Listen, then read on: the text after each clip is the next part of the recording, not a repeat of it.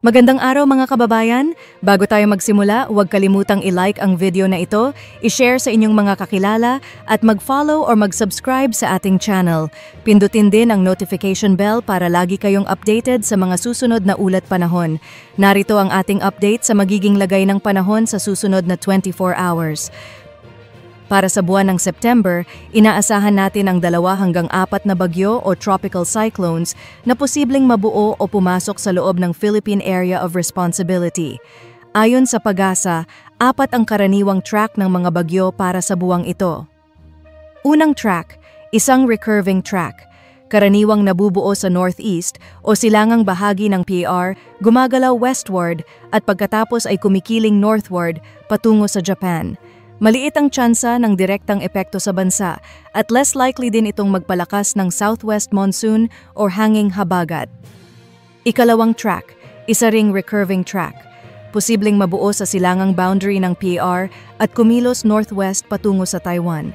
Mas mataas ang posibilidad na palakasin nito ang southwest monsoon, kaya maaari itong magdulot ng mas maulan na panahon sa kanlurang bahagi ng bansa. Ikatlong track, landfalling track. Karaniwang gumagalaw northwest at posibleng maglandfall sa extreme northern Luzon bago tumungo sa Hong Kong or mainland China. Ika-4 na track, isa pang landfalling track na posibleng tumama sa southern Luzon bago magtuloy patungong Vietnam. Sa kabuuan, ayon sa latest update ng PAGASA, patuloy ang pag-iral ng habagat ngayong buwan. Kahit malayo ang ibang bagyo, maaari pa rin nitong palakasin ang southwest monsoon at magdulot ng maulang panahon sa kanlurang bahagi ng bansa. Ayon sa PAGASA, huling namataan ang isang low-pressure area kaninang madaling araw sa layong 695 kilometers silangan ng Daet, Camarines Norte. Mababa ang tsansa nito na maging ganap na bagyo sa loob ng susunod na 24 hours. Dahil sa kombinasyon ng LPA at ng hanging habagat, ngayong araw ay asahan ang maulap na kalangitan at mataas na posibilidad ng mga pag-ulan sa malaking bahagi ng Central at Southern Luzon, kabilang ang Metro Manila, gayon din sa buong Visayas. Northern Luzon at Mindanao, inaasahan ang mas maaliwalas na panahon, partly cloudy hanggang cloudy skies, ngunit may posibilidad ng localized thunderstorms. Para naman sa rainfall outlook, posible ang 50 to 100 millimeters na pag-ulan sa eastern section ng Southern Luzon, particular sa Quezon at Camarines provinces.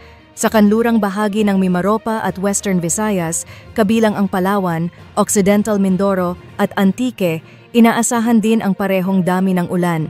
Bukas, unti-unting bababa ang mga pag-ulan sa Southern Luzon at Western Visayas, maliban na lamang sa Occidental Mindoro kung saan posibleng umabot pa rin sa 50 to 100 millimeters.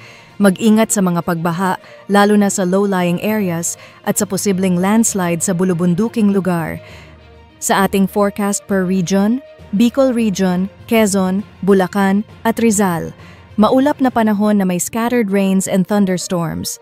Metro Manila, Calabarzon at Mimaropa, maulap na kalangitan dahil sa habagat.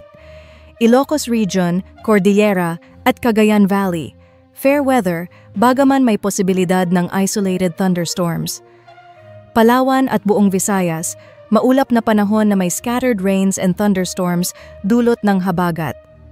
Mindanao, generally fair weather sa umaga at tanghali, subalit posibleng magkaroon ng thunderstorms pagsapit ng hapon at gabi. Sa ating karagatan, walang nakataas na gale warning. Banayad hanggang katamtamang pag-alon ang aasahan sa malaking bahagi ng bansa. At sa 4-day weather outlook? Sa Martes, mananatili ang mga pag-ulan sa Central Luzon, Metro Manila, Calabarzon, Mimaropa at Visayas. Sa Miyerkules, unti-unti nang lilipat ang mga pag-ulan patungong Northern Luzon, particular sa Ilocos Region, Cordillera at Cagayan Valley. Sa Huwebes hanggang Biyernes, mababawasan ang ulan sa Visayas at Southern Luzon, ngunit magpapatuloy pa rin ito sa Northern at Central Luzon. Kaya mga kababayan, manatili pong alerto at mag-monitor ng mga lokal na abiso mula sa inyong mga disaster risk reduction offices, lalo na kung kayo ay nakatira sa flood-prone or landslide-prone areas. Yan ang ating update sa lagay ng panahon. Huwag kalimutang i-like ang video na ito, i-share sa inyong pamilya at mga kaibigan, at mag-follow or mag-subscribe sa ating channel. Pindutin din ang notification bell para lagi kayong updated sa mga bagong ulat panahon.